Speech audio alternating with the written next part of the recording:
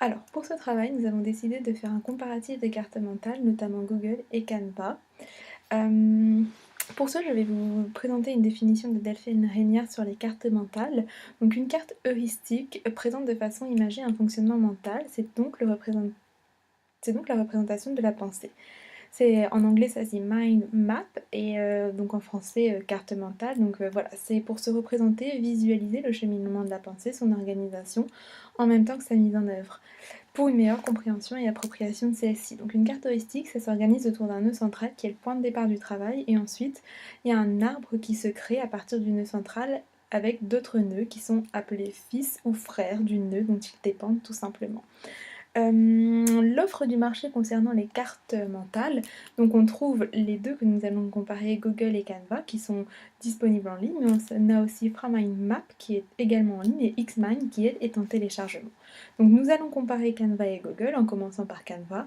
Comme on l'a dit avant, Canva c'est un logiciel qui est disponible en ligne, qui nous permet de réaliser différents supports comme des cartes mentales, des flyers, des affiches, des invitations. Donc on a répertorié un certain nombre d'inconvénients et d'avantages.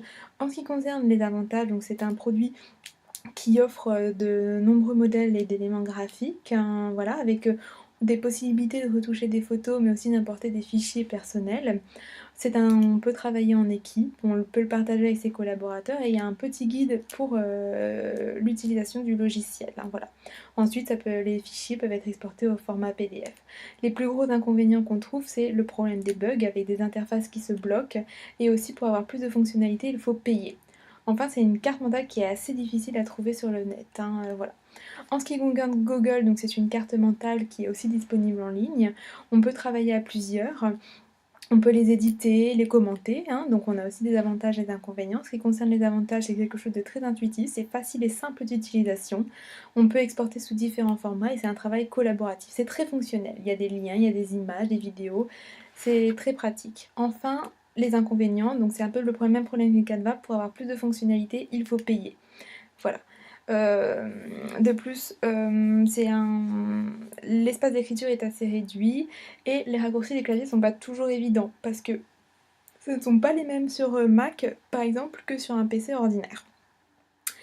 Le cadre d'utilisation de ces cartes mentales, donc on peut l'utiliser comme outil pédagogique ou comme outil de réunion. En outil pédagogique, que ce soit dans des classes, dans des établissements éducatifs, dans des centres de formation, ça peut très bien être utilisé par les formateurs et les enseignants, mais aussi par justement les élèves ou des enfants en situation de handicap. Parce que c'est vrai que les cartes mentales, ça anime clairement un temps de travail et ça permet de faire participer tout le monde en fait, hein, voilà. Et c'est vrai que c'est un outil assez ludique, donc quand les enfants ont du mal à être concentrés, c'est vrai que la carte mentale c'est vraiment hyper pratique en fait pour capter leur attention.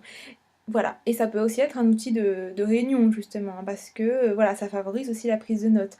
On peut l'utiliser dans les brainstorming, les plans d'action, les planifications, voilà, par des collaborateurs, des salariés, des managers et des indépendants. Voilà, on va pouvoir réfléchir, organiser, hiérarchiser les idées. C'est un suivi qui est très logique, hein, avec une gestion des priorités en fait, hein, voilà. Donc comment choisir les outils? On va plutôt par exemple choisir Google quand on a des enfants ou un jeune public, parce que c'est quelque chose qui est vraiment adapté au milieu scolaire, hein, voilà, c'est simple d'utilisation et c'est facile, alors que Canva c'est peut-être plus adapté à un public adulte. C'est beaucoup plus sophistiqué et son utilisation demande déjà un peu de pratique.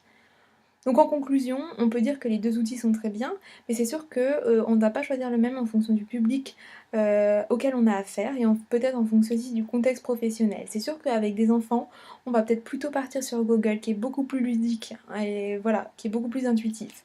Alors que Canva, ça peut plus poser problème, donc peut-être plus aux adultes qui s'y connaissent un petit peu en informatique.